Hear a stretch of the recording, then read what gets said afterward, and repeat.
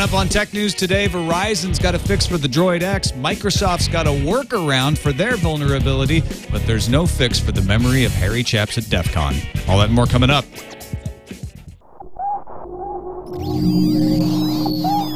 Netcasts you love. From people you trust.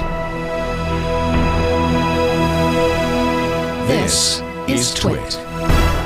Bandwidth for Tech News Today is provided by Cachefly at CACHEFLY.com.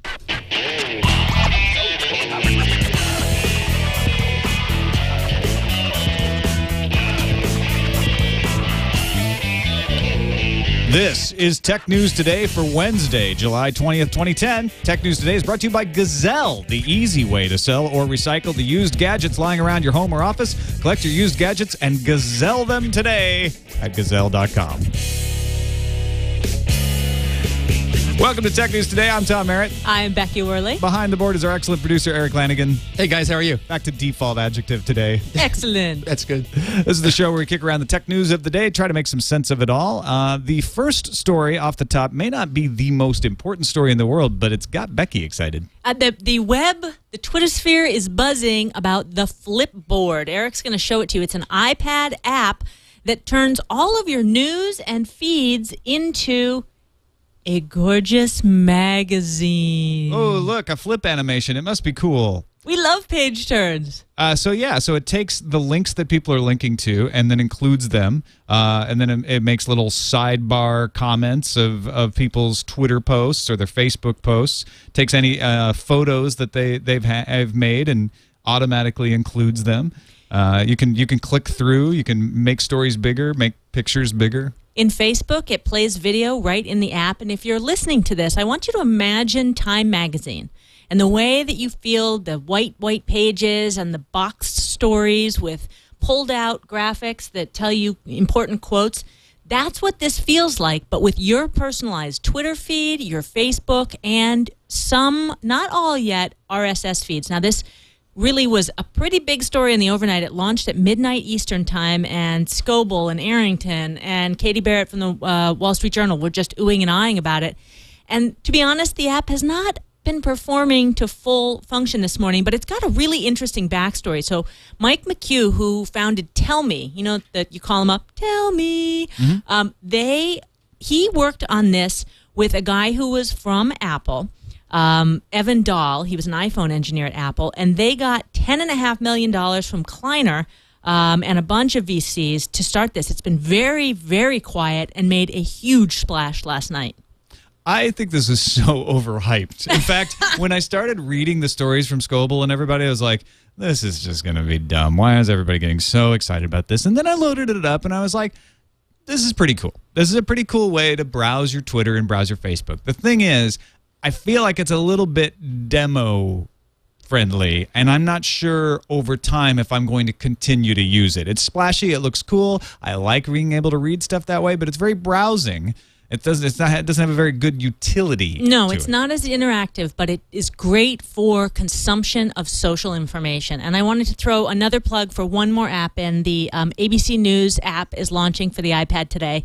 And it's really cool. It's a globe, and you kind of move around on the stories. Oh, I get it, because it's World News Tonight. And I was involved in some of the brainstorming and a lot of the design kind of concepting. And I just think it's great that traditional media is trying to embrace new ways. It also has a full standard, linear article type interface, but it definitely shows that there's some innovation in the app world happening now.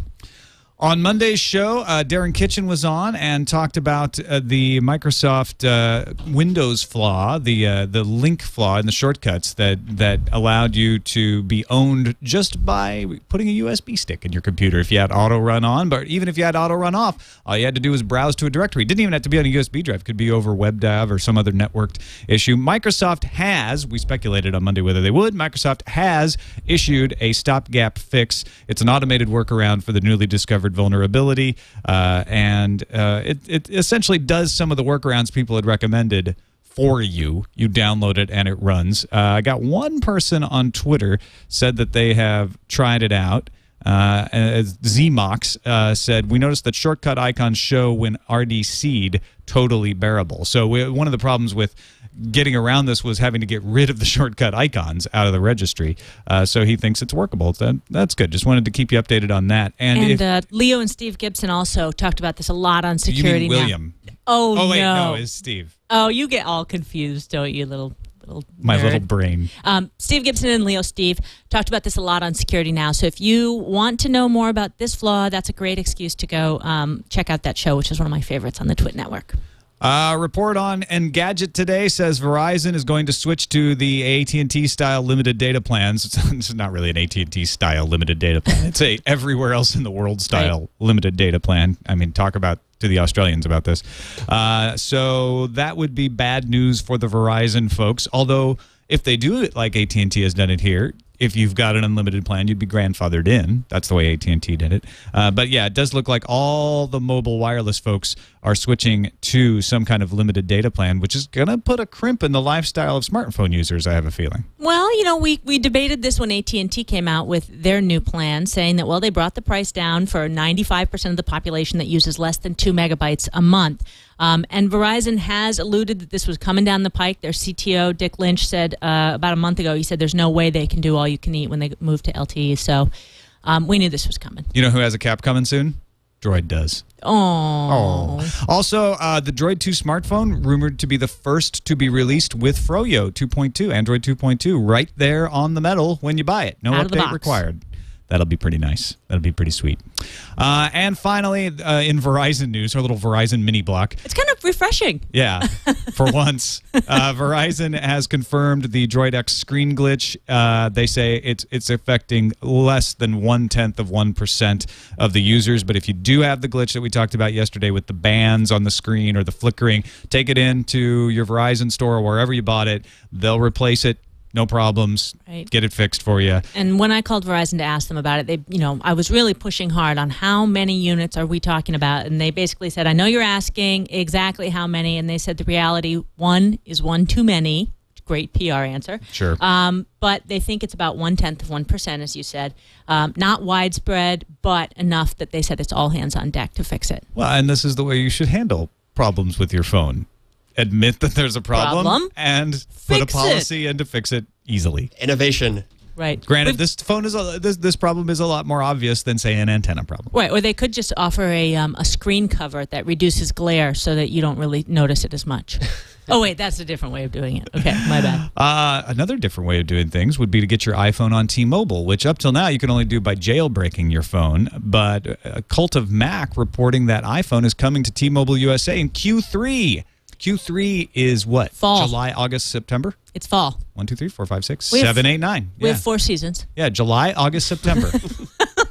We don't have 4 seasons out here. No, we have 2. We have the hotel. Cool and hot, yes.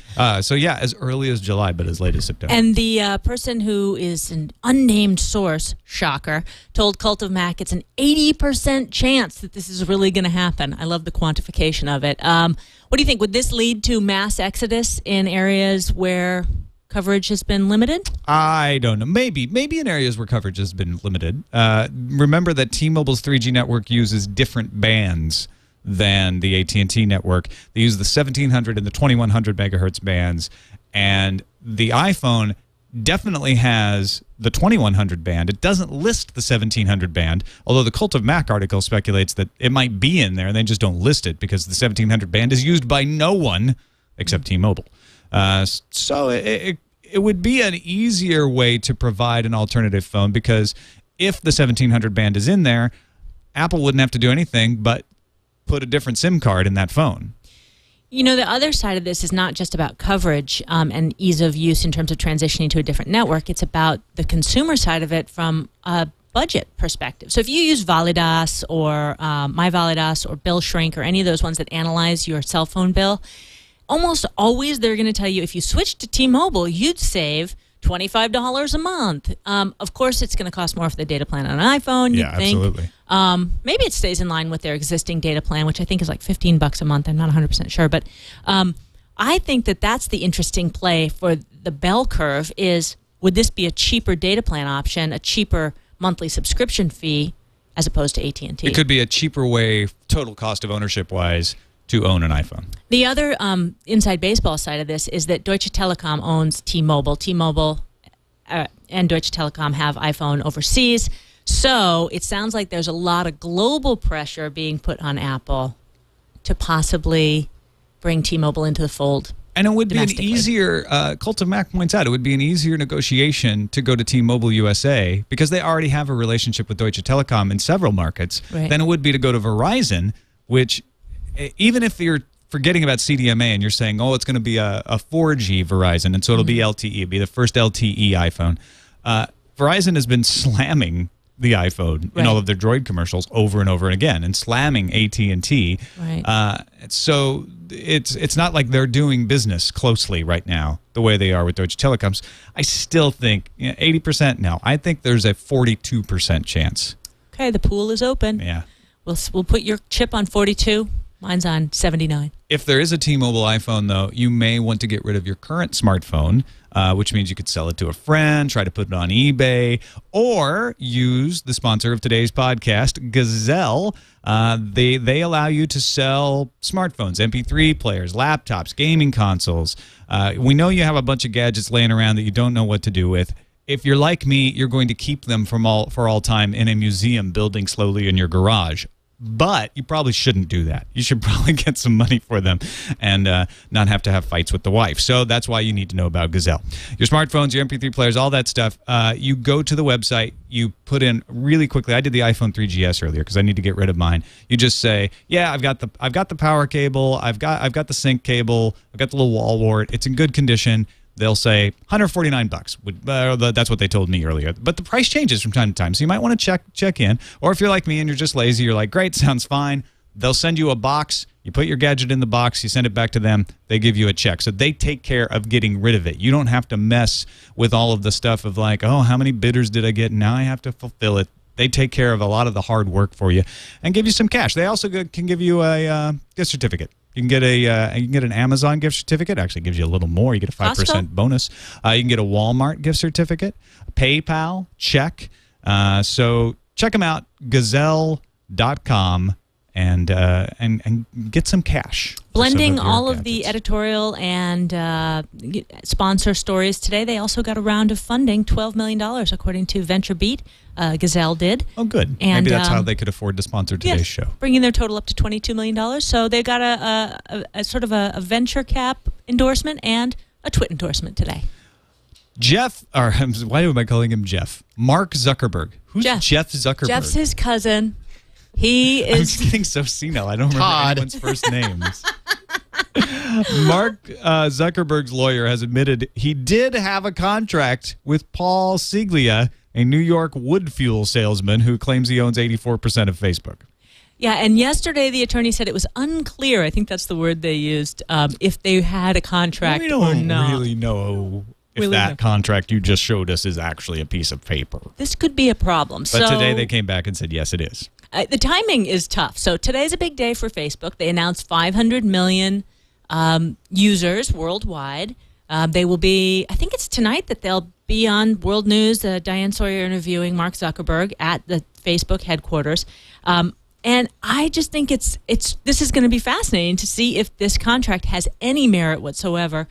He hired Zuckerberg via Craigslist in 2003 for $1,000 to code a project called StreetFacts, which was a database for insurers. StreetFacts. I can see the .com animated cartoon character now.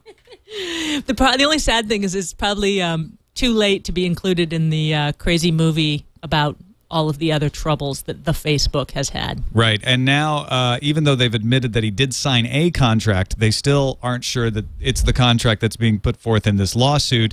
And here's the quote, whether Zuckerberg signed this piece of paper, we're unsure at the moment. So things are just still so uncertain. And honestly, what do you think is going to happen? Settle out of court?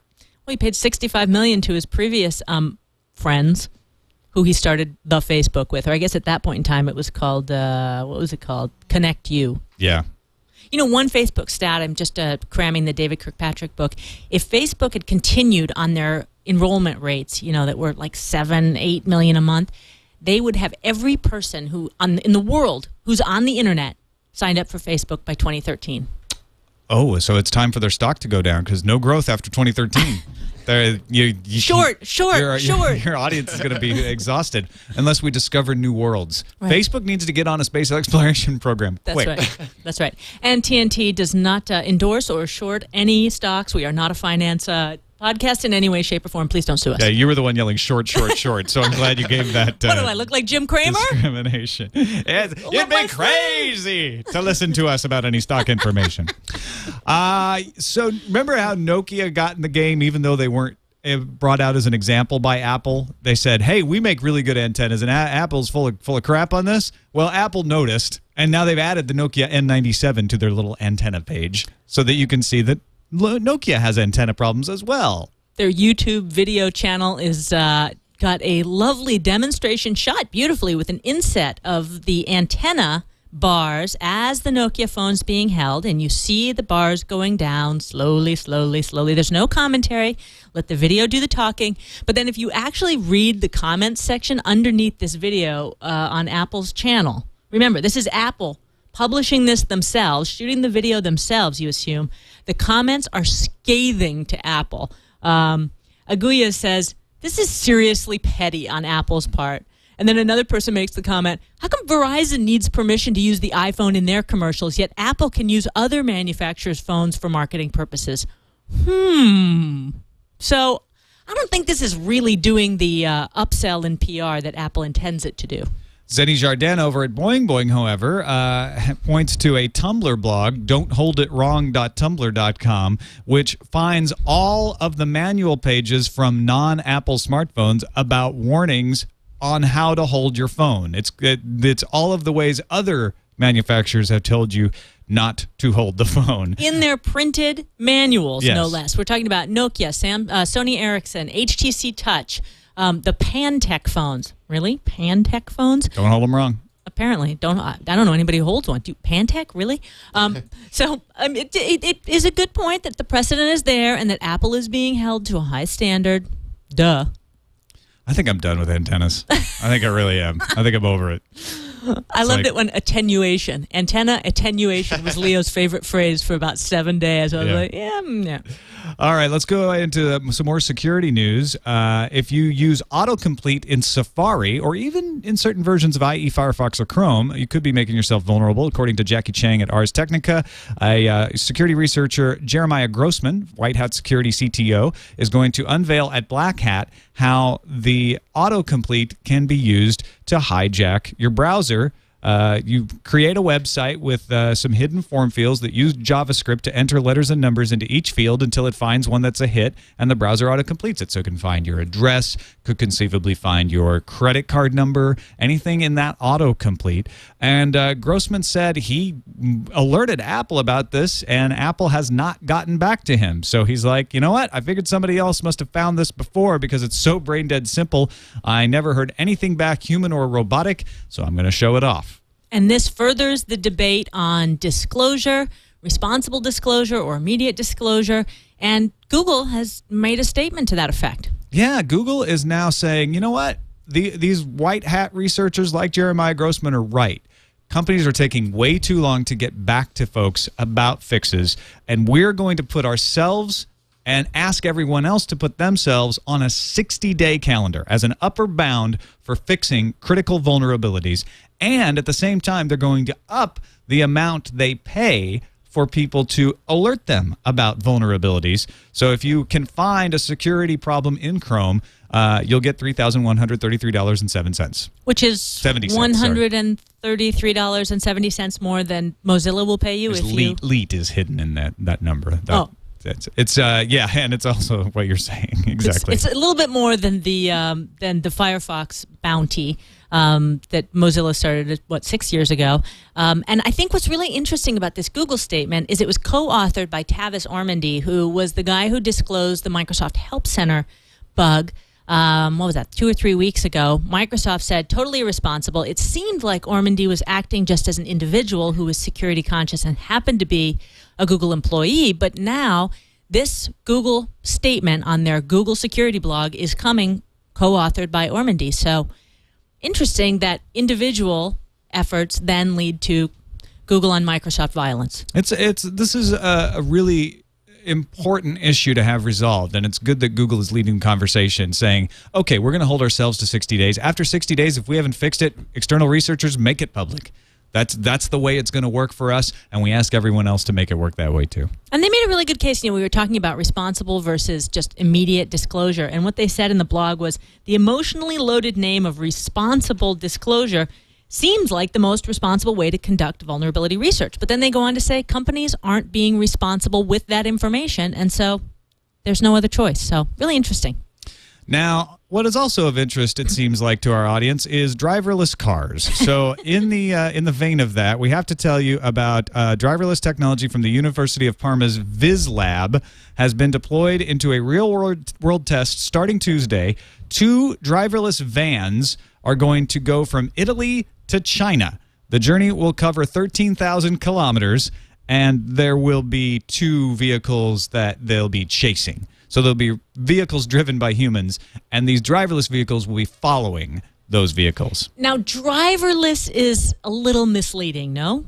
Yeah, because when I first saw this, I'm like, well, that's going to be interesting when they cross the border. Right, or has anyone driven cars in Italy? Like, I don't have a passport. I'm just going to keep on going. But apparently, the driverless cars will have people sitting in them who can take control in situations where a choice needs to be made, like a border crossing, or if there is some sort of emergency, like they're driving in Italy. Right, which is constantly an emergency. Once they get out of Italy, they can let it go again. And University of Parma is not like my first thought when it comes to technical innovation. But when it comes to driving, if those people can make this happen in Italy, it's going to be really impressive. And the project leader, Alberto Broghi, says the goal is not to produce just road vehicles, but to find out what are those conditions where the driver has to take over, and why did the driverless vehicle not have the ability to deal with that situation. So they're not expecting it to make the whole 13,000 kilometers alone. They want it to run into problems so they can figure out how to fix those problems and eventually get to a driverless car that could go all the way from Italy to China, to Shanghai, actually. That's where they're going to finish off.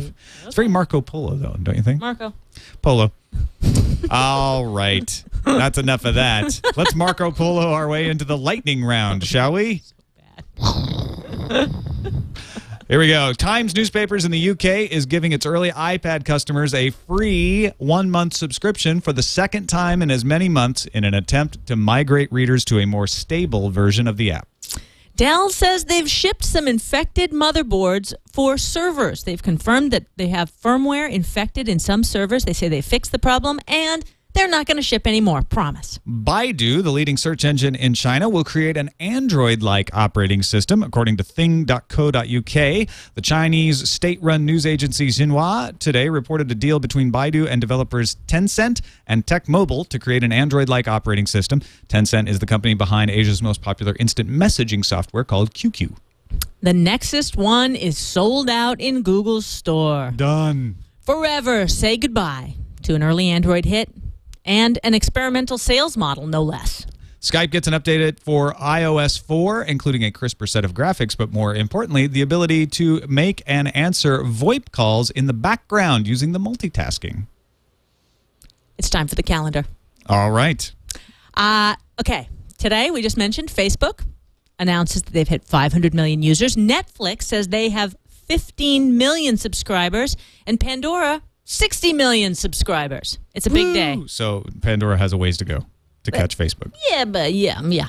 Sure. But it's an interesting, some milestones. Let's put it that way. The Black Hat hacker conference. Black Hat DEF CON. I always want to go, never get to go. Yeah. I'm always a little scared to go. You're a little scared? It's a little nerve-wracking? Yeah, Patrick Norton always goes. I let him go for me. I just don't have my computer locked down enough to be actually on Wi-Fi around those people. That's what it comes to. Absolutely.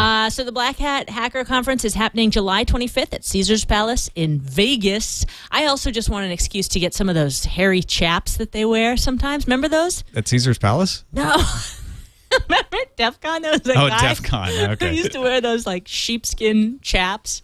We had some promo on Tech TV that always had him like going around. It always made me think everybody had to wear chaps at DEF CON. All hackers wear chaps is not a true stereotype.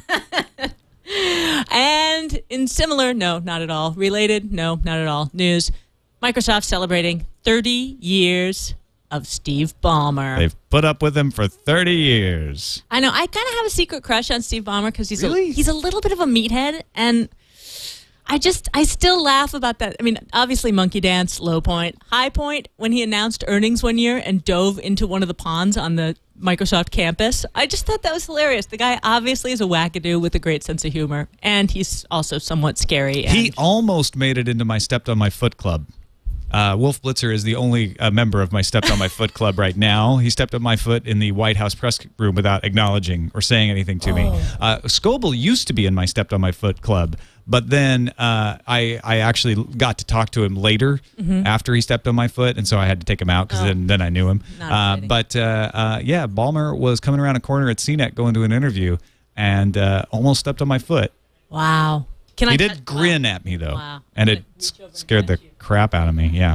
You almost got stepped on by Steve Ballmer. All right, let's get to our messages, our interactions. I would say voicemails, but our first one is actually video, and it explains that, you know, that MP3 Tunes channel for Roku we talked about yesterday, there's more where that came from.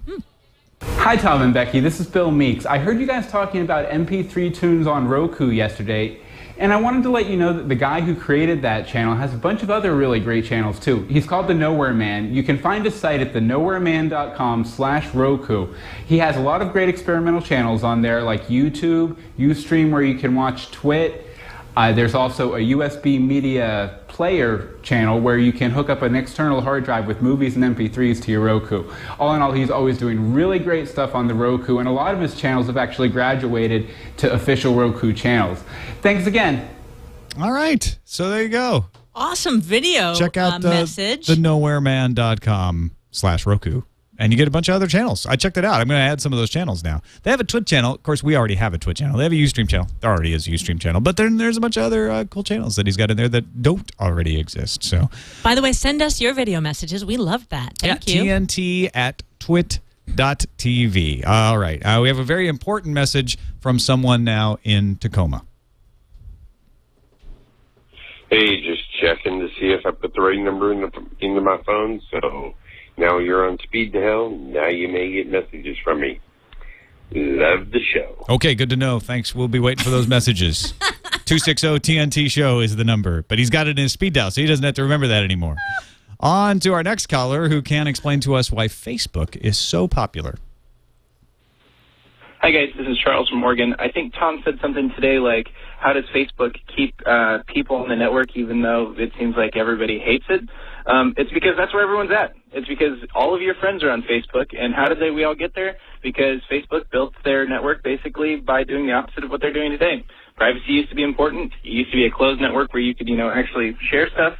No longer is. But anyway, that's why we're all there, because that's where all of our friends are. Good luck, guys. Bye. So it's the old nobody goes there, it's too crowded thing. Nobody's going to use Facebook. Too many people are using it. I don't know. I just think they have such critical mass. But an interesting side note, Fred Wilson, really famous New York VC today, was talking about Facebook, and he said that he sees Facebook as just photo sharing. So basically, he sees it as Flickr. A lot of people see it as different things like it. They see it as just like a Twitter. Some people use it just like Twitter. Some people use it just like Flickr. I guess that's one of the brilliances of Facebook is you can use it in different ways, however you want. You and I tend to use it the same way because when we compared our Facebook pages today, we had the same posts from the same from people. Jerry Day of the baseball stadium. Finally, Jose calls in and explains that the FBI is freaking scary.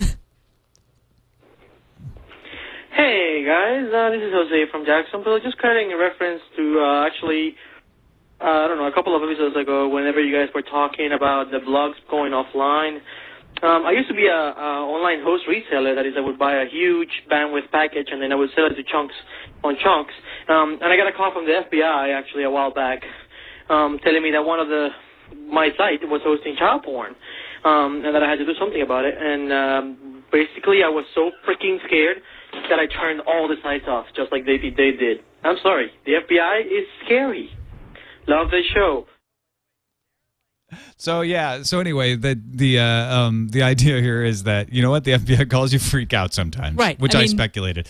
Customer service, important. Having the FBI come after you, more important. I'm assuming Jose here was talking about personal sites that he had up, not sites that he was hosting for other people. But no, I don't know. I think he was talking about the whole shebang because he said he basically sublet all these Yeah. The blocks. I See, don't know. you shouldn't be in the business if you can't deal with that kind of heat, I have to say, because you need to be able to calmly say, okay, look, you don't get to just take everyone's speech down.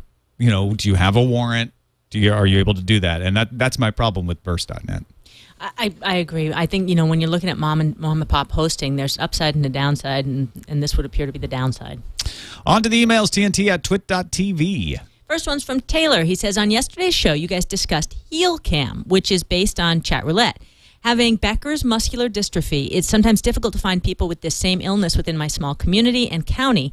I'm glad heel cam will make it easier for me or anyone who has an illness to communicate with people who have the same or similar illness. Look forward to trying out heel cam and hope they will incorporate even the smallest diseases. This is another case that reminds me of why technology is so great and how it can make a positive influence.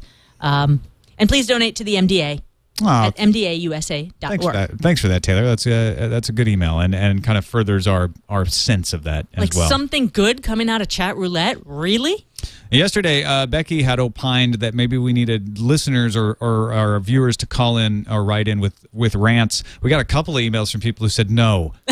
Good afternoon, TNT. I enjoy TNT. I am nervous when you guys suggested that you might start to incorporate more rants into the show. So I urge you not to go down that road of creating simplified false dichotomies that conform to personal bias when discussing clearly nuanced tech news. Simplified false dichotomies. My big concern when we decided to do the show together was that we were both too nice. Yeah. And I think the idea of outsourcing complaints and issues to viewers, if we get a good one that doesn't simplify the dichotomy but actually expresses strong opinions about issues, I think we should play them or read them. Thoughts? My favorite part of this is Dwayne's email is titled in all caps, "Please no rants!" Exclamation, exclamation, exclamation. So we are in some senses giving him the opportunity to rant about ranting, so we've outsourced successfully. But point well taken. Don't rant for no reason. So if we're going to read your rant, you got to have a point. Yep. And don't rant on each other. Exactly. Don't rant each other out. All right, I think you got the last one. Oh, my turn, sorry. Good afternoon, TN. Oh, that's you. We just did that. Where are we? Oh, we're going to do Verizon Wireless here? Yeah, we forgot to do it earlier. Okay. Tom and Company. I'm a member of Verizon Wireless, their online focus group. Note this means I can't and don't speak officially for the company. I rarely have any advance or insider knowledge about anything. Anyways, all 30 or so members of the focus group received a Droid X on Tuesday, and out of the 30 of us, one had a screen that started flickering and then eventually died. He got a replacement unit, but it did happen. So if our group can be taken as example, then 3% of Droid X's are failing with screen problems. I think if it were really that high, we'd be hearing more about it. So that's from someone whose name we shall withhold. Yeah, so I mean, I think this is unscientific, so you can't say it's 3%, but it implies that it is small. Because out of a group of 30, only one person had it. And most of the people I know who have Droid X's don't have it. I got one, no problems, but it is interesting that even in the focus group, that's a pretty small sample. Yeah. So thanks for sending that in. You can send your emails in to TNT@twit.tv, or you can give us a phone call. 260-TNT-SHOW is the phone number, 260-TNT-SHOW. And you can send us your video mails, TNT@twit.tv. All of it is found through links to be found at twit.tv/TNT. See you later. Actually, I won't see you tomorrow. I'll be at Comic-Con. See you Friday. But the show will be on tomorrow with Becky. I'll be here. Bye.